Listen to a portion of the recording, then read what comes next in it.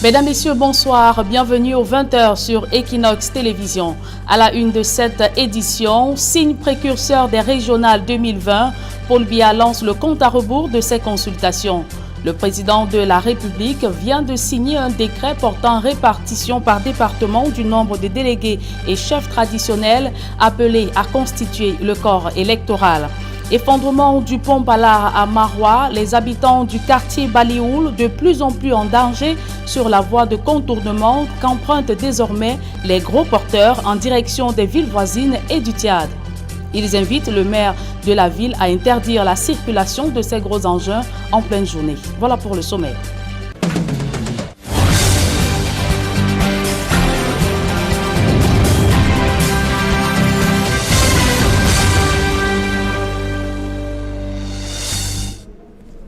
Une fois de plus, bonsoir mesdames et messieurs et bienvenue aux 20h sur Equinox Télévision. Je vous le disais en titre, bientôt les régionales. Le chef de l'État a signé 2 décrets portant d'une part la fixation ou la répartition du nombre de conseillers régionaux par département et catégorie et d'autre part les montants des frais de participation aux élections régionales. Des textes qui annoncent la convocation du corps électoral en vue de ce scrutin pour les prochains jours. D'autres précisions avec Kemazou Matilda et Kedjara. Dans un décret signé du 2 septembre 2020, le président de la République du Cameroun fixe le nombre de conseillers régionaux par département et par catégorie. Il s'agit d'un nombre total de 900 conseillers repartis dans les 10 régions que compte le Cameroun, ce qui équivaut à 90 conseillers par région. Des conseillers constitués dans un premier temps de délégués de département auxquels viennent se greffer, en nombre un peu plus réduit, des représentants du commandement traditionnel. Le total de délégués de département est fonction du nombre d'arrondissements que compte le département. C'est ainsi que le département du Vouri compte le plus grand nombre de délégués, à savoir 30. Il est suivi de la Benoué qui en aura 28 et de la Vina qui en aura 25. Précisons tout de même que malgré ces variations, le nombre total de délégués par département reste 70. Les représentants du commandement traditionnel, quant à eux, varient par département certes, mais le total par région est évalué à 20, ce qui complète à 90 le nombre de délégués régionaux. En plus de ce décret, le chef de l'État a signé en outre fixant les modalités de prise en charge par l'État des frais afférents à la participation des membres des collèges électoraux à l'élection des conseillers régionaux.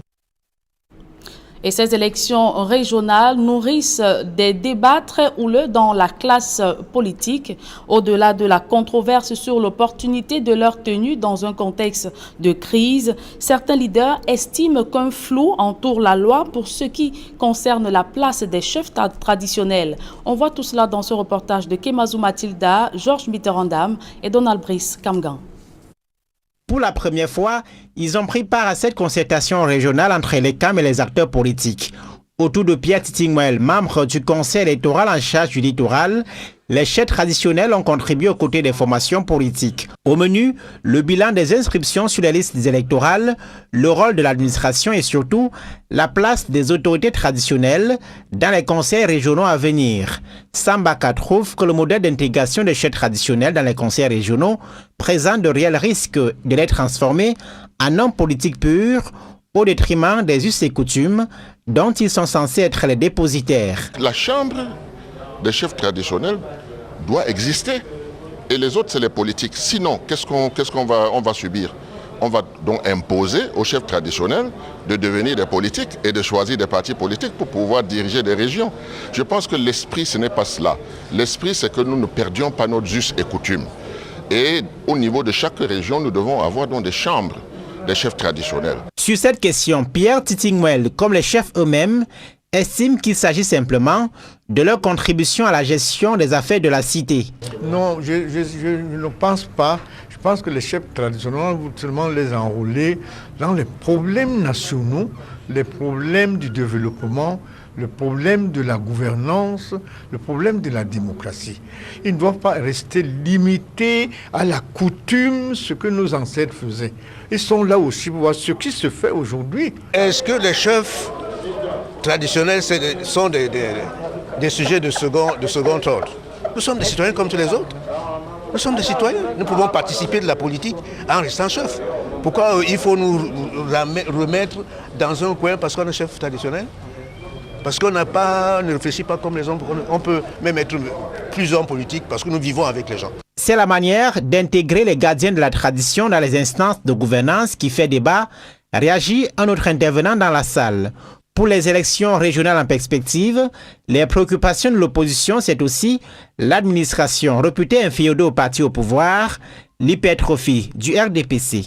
Le RDPC doit construire cette nation avec tous les Camerounais. Le RDPC doit construire cette nation avec tous ceux qui pensent à un Cameroun paisible et prospère. Nous voulons amener le Cameroun au firmament des grandes nations. Nous voulons construire ce pays avec la passion, avec l'amour, avec la fougue de la jeunesse, avec tout ce qu'on a. S'ils veulent construire cette nation avec tous les fils de la nation, avec nous tous y compris, je leur invite à faire preuve de beaucoup de sagesse à ces élections régionales qui viennent, qui acceptent de perdre une partie de leur électorat pour que le Cameroun seul en sorte grandit. Dans le littoral, 6688 personnes ont été inscrites sur les listes électorales entre avril et le 31 août, date de clôture annuelle des enrôlements. Des performances parmi les meilleures au niveau national où les restrictions liées au coronavirus ont infecté les campagnes.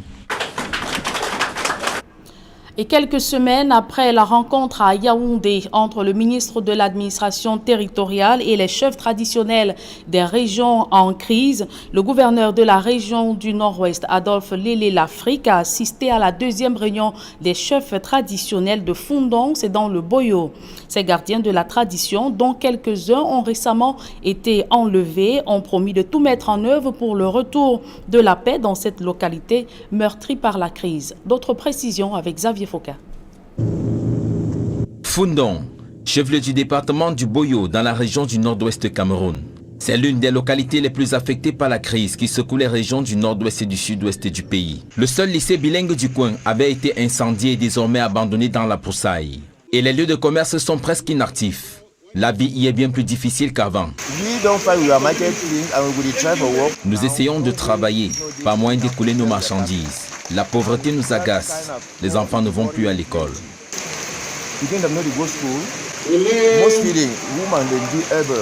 Avant, les femmes allaient au champ et nourrissaient leurs maris et leurs enfants. Avec la situation actuelle, ce n'est plus possible. Fatigués de vivre cette situation, les habitants de Fundong n'ont qu'un seul vœu, le retour à la paix. Ce que nous voulons, c'est que tout revienne à la normale comme c'était avant. Je souhaite que l'école reprenne, ainsi tout sera bien.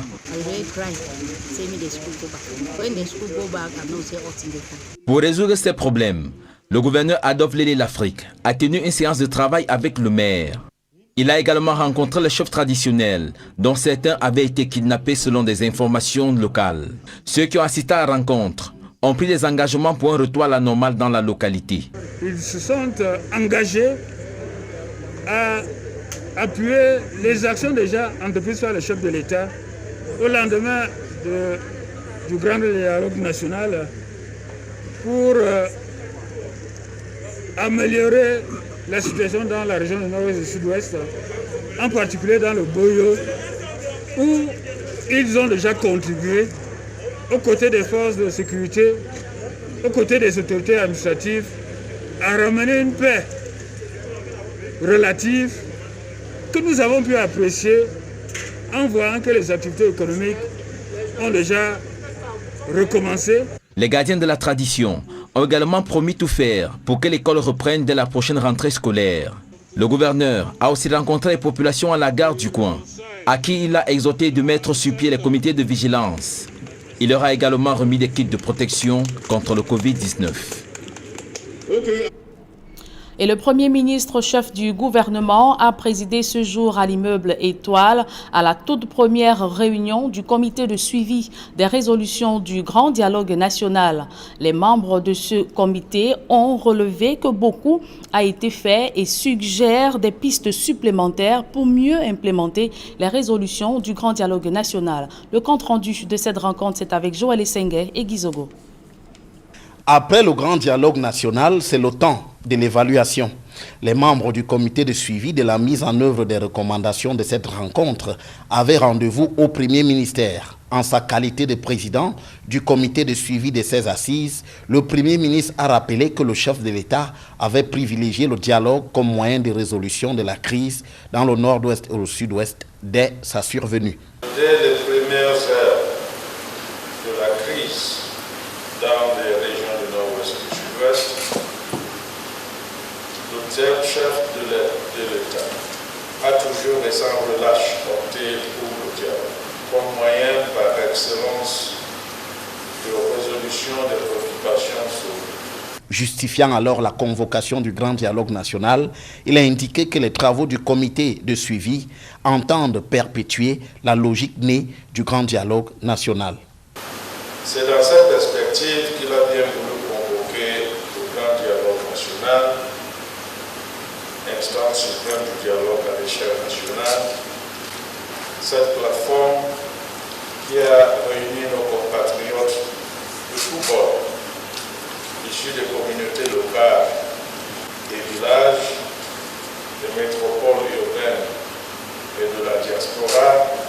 Ce comité de suivi constitue le prolongement de la volonté du chef de l'État de préserver cette belle dynamique née du grand dialogue national. Dans la foulée, le porte-parole du grand dialogue national a tenu un point de presse lors duquel il a affirmé que beaucoup a été fait. La libération de 333 personnes détenues dans le cadre de la crise suscitée, la création puis l'opérationnalisation du Comité national de désarmement, la création de l'École nationale d'administration locale, le statut des zones économiques sinistrées aux régions de l'extrême nord, du nord-ouest et du sud-ouest. Pour autant, le comité de suivi du grand dialogue national fait des propositions supplémentaires. A better communication on the ground, the creation of peace grassroots ambassadors, confidence building measures, calls on the ministries in charge of education to take appropriate measures to kickstart a hitch-free school resumption this year, enforce measures to end ghost towns by all means possible, ensure the return of IDPs and refugees to their homes, the creation of an industrial zone that will create over 9,000 jobs for those that are displaced. Le comité de suivi du grand dialogue national se veut donc résolument optimiste, même si la situation sur le terrain, dans le nord-ouest et le sud-ouest, reste problématique. Et après l'effondrement du pont Palar à Maroua, les habitants du quartier Balioul vivent la peur au ventre sur la voie de contournement qu'empruntent désormais les gros porteurs en direction des villes voisines et du Tchad. D'autres précisions avec Amadou Daïrou et Jean-Paul Chouniat. À l'effondrement du tablier du pont Palar, à la sortie nord de la ville de Maroua, les camions de marchandises en partance pour Kousséri au Cameroun et N'Djamena au Tchad empruntent désormais cette voie de contournement au quartier Balioul. Les habitants du coin crient leur colère, redoutant d'être écrasés par tous ces gros porteurs qui défilent de jour comme de nuit sur ce radier. Les motos, les camions, les voitures, les piétons, nous avons que ce radier. Nous ne sommes pas en sécurité. C'est très dangereux de partager encore ce passage avec de gros porteurs. Vous avez tout à l'heure comment un clandestin a failli s'y rendre dans l'eau. C'est vraiment très dangereux. Plusieurs riverains ont failli être emportés à la traversée quotidienne. Et les populations s'interrogent sur combien de temps va durer leur calvaire. Ce quartier est coupé de la ville. Vraiment, si c'est le gouverneur ou le maire de la ville, il faut que toutes ces autorités-là prennent vraiment ça en considération. Il faut que ces camions soient arrêtés à l'entrée de la ville. Et à 23h minuit, ils peuvent peut-être se servir aussi de ces servitudes de passage, mais avec prudence. Parce qu'avoir 4 ponts dans une grande ville comme la ville de Maroua, il est vraiment très honteux de le même rappeler. Tous les 3 ponts, les 2 ponts qui restent vont partir encore. Et je ne sais pas comment on va faire. Parce que là maintenant, nous vivons comme les gens à Madagascar, alors que nous sommes à Maroua. C'est pas normal. Nous avons des leaders, des ministres, ils ne font rien. Criant donc au secours, tout en dénonçant les magouilles dans l'attribution des marchés publics au Cameroun. Les habitants de Maroua appellent le gouvernement, les autorités administratives et le maire de la ville à prendre leurs responsabilités. Il faut que le maire de la ville ait vraiment la prise de conscience. Il se félicite souvent d'être le maire de la ville. C'est lui, oui, le maire de la ville, mais il ne doit pas rester sans voix. Il représente la majorité des collectivités locales. Donc le maire de la ville doit faire tout moyen possible pour qu'il y ait vraiment une intervention qu'on appelle scientifiquement intervention chirurgicale terrestre. Qu'on nous fasse rapidement le pont. Il faut qu'on cherche des grands entrepreneurs, pas les entrepreneurs de la rue, qui vont faire les ponts avec les fers de 6 et les fers de 8. Et pour 3 mois, 4 mois, ça va se casser encore. Pour refaire encore l'autre marché. Il ne faut pas courir derrière le budget pour faire souffrir la population. Et durant toute la matinée de mercredi, de fortes pluies arrosent encore Maroua, avec une montée des eaux qui emporte véhicules et déracine des arbres le long du fleuve le Mayo Kaliao. Heureusement, Dieu merci, il n'y a pas eu de pertes en vies humains et quelques dégâts matériels que vous avez constatés sur le champ tout à l'heure. Les véhicules, les gros poteaux qui se sont enfoncés en face des agences. Et c'est une inondation qui s'avère un peu souffrant et que la population en souffre davantage. En cette saison pluvieuse à Maroua, tout a désormais l'air d'un déluge sans fin qui guette à mort les habitants du chef-lieu de la région de l'extrême nord Cameroun. Évoquons à présent cette grogne des populations de Boudar à l'ouest Cameroun. Elles sont sorties en masse pour s'opposer à l'affectation du commandant de la brigade territoriale de leur localité. L'adjudant-chef-major Lachélé Sébastien est, selon ces populations, celui qui a fait reculer le grand banditisme dans la ville de Boudar. D'autres précisions avec Raphaël Tieko et Gladys Sidier.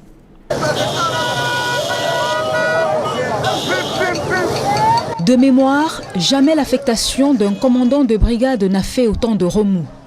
Les populations de la ville de Mbouda sont mécontentes du départ de celui qui, en l'espace de 2 ans, a réussi à faire reculer le grand banditisme dans cette partie du pays. Nous sommes tellement dépassés comme la situation, comme nous sommes en train de voir ici à l'instant.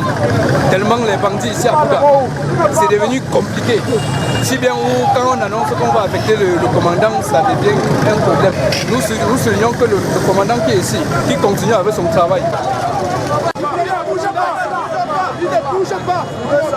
L'adjudant-chef-major Lachélé Sébastien, jusque-là à la tête de la brigade territoriale de Mbouda, à en croire les populations, a réussi à ramener calme et quiétude dans une ville qui connaissait un pic d'insécurité. La crainte des uns et des autres aujourd'hui, c'est de revivre après son départ des scènes d'agression et de cambriolage, de mauvais souvenirs qui avaient pourtant déjà été oubliés. La pilule est certes difficile à avaler pour ces populations, mais il faut pourtant s'y faire, puisque l'adjudant-chef-major Lachélé Sébastien est désormais affecté à la brigade territoriale de Ngoumou, dans le centre. Cette affectation, selon des sources, serait la conséquence d'un conflit entre le commandant de la brigade territoriale de Mbouda et les autorités administratives de la ville.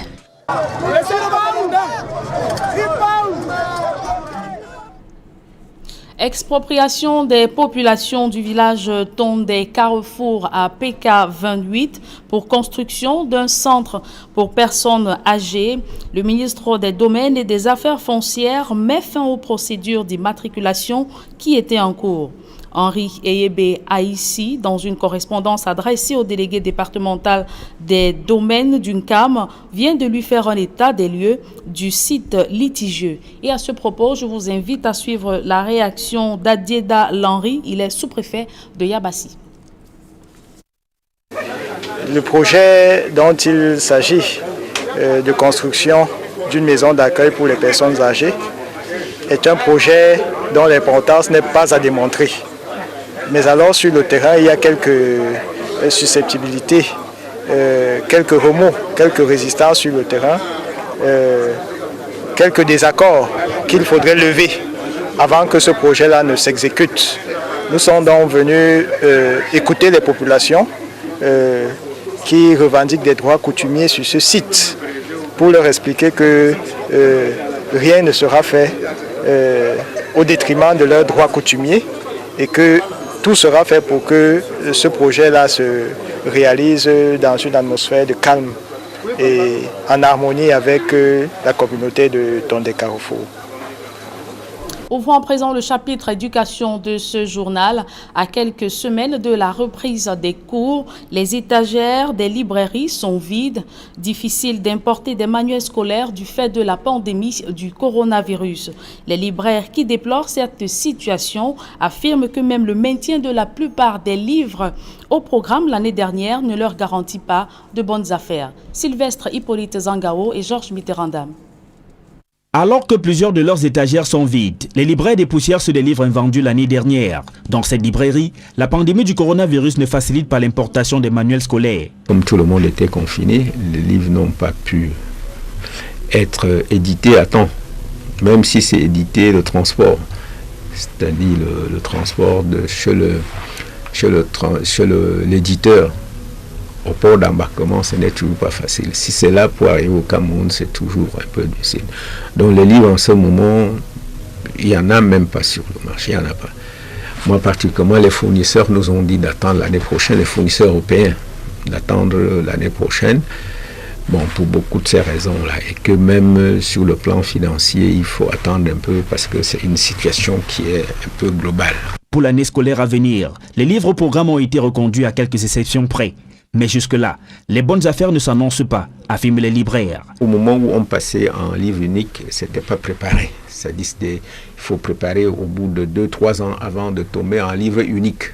Les stocks, il y en avait pas parce que les livres même étaient rares. Il y a quand même quelques petits livres qui sont ajoutés au programme cette année, comme le livre de Nathan de la Sille. C'est des nouveaux livres. Il y a quelques livres anglophones qui sont des nouveaux. Et on est prudent, nous aussi, parce que c'est un investissement. Si on investit, il faut comprendre qu'il faut une rentabilité.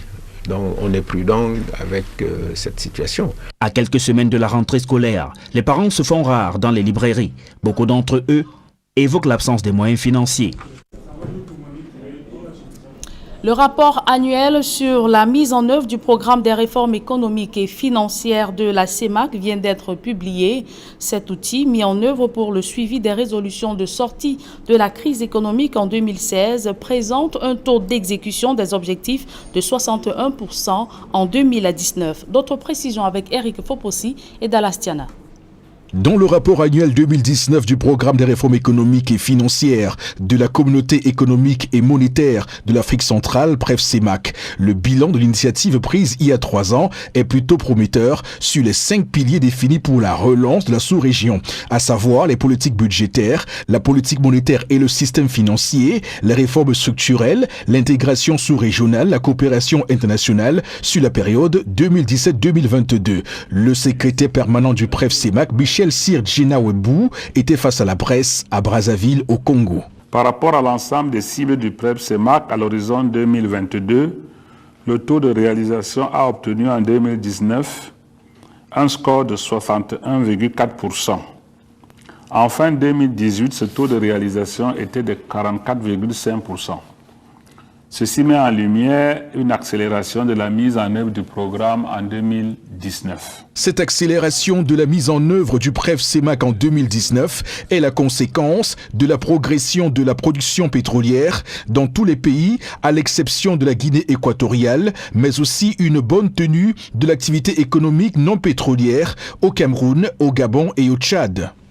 Les efforts déployés par nos États ont permis à l'économie de la CEMAC dans son ensemble de poursuivre sa reprise. N'était-ce le choc du coronavirus qui est venu? Nous avions déjà un taux de croissance de 2,2% en 2019, après 1,8% en 2018 et seulement 0,7% en 2017. Une preuve supplémentaire de cette embellie de 2019, la reconstitution des réserves de change qui sont passées de près de 3 800 milliards de francs CFA en 2018 à environ 4 400 milliards de francs CFA en 2019, soit une hausse de 16%, ce qui n'est pas étranger à l'amélioration des relations avec le Fonds monétaire international. Les relations des pays membres de la CEMAC avec le Fonds monétaire international sont globalement satisfaisantes, dans la mesure où toutes les revues des programmes des pays de la sous-région ont été validées à fin 2019. Il y a eu quelques retards pour le Cameroun, pour le Congo, mais toutes ont été validées à fin 2019. Néanmoins, une révision de la stratégie de mise en œuvre du PREF-CEMAC s'avère nécessaire pour rattraper celle des réformes qui accusent du retard. Voici ce que suggère le rapport. La priorité à accorder à l'amélioration des recettes budgétaires non pétrolières plutôt qu'à la diminution des dépenses publiques. Deuxièmement, la poursuite de l'amélioration de la qualité de la dépense publique. Troisièmement, le renforcement de la bonne gouvernance et de la redevabilité. Ensuite, la priorité à accorder au financement du secteur privé, en particulier au remboursement de la dette intérieure et au paiement des arriérés dus aux PME et aux PMI. Des mesures à mettre en œuvre urgemment selon le rapport annuel 2019 du PREF-CEMAC, faute de quoi les économies de la sous-région courent un grand risque de nouvelles récessions. Le souvenir du choc ayant suivi la chute des coûts du pétrole en 2014 reste présent. Et c'est avec ce reportage d'Éric Fopossi et d'Alastiana que nous mettons un terme à cette édition du journal. Mesdames et messieurs, merci de l'avoir suivi. Retrouvez dans quelques secondes Serge Alontou pour la deuxième partie d'Equinox Soir. Serge Alain. Voilà, justement, Julien Berthe Bissaï, nous prenons la direction des Bamboutos où on a assisté là-bas à un phénomène inédit. Les populations s'opposent à l'affectation du commandant de la brigade de terre de cette localité. Vous l'avez dit, Serge Alain Otto, les populations de Bouddha s'opposent au départ du commandant de la brigade territoriale de leur localité affectée en Goumou dans la région du centre. Selon ces populations, l'adjudant-chef-major Sébastien Achélé a beaucoup œuvré pour faire reculer le grand banditisme dans leur localité. On dira de l'inédit au Cameroun. Serge Alain Otto. Justement, il va dans le département de la Meufouakona. On l'attend de ce côté-là. Bon, bonne soirée à vous, Julien Berthe Bissaï. Très bonne soirée à vous, Serge Alain. Rendez-vous demain. 20h.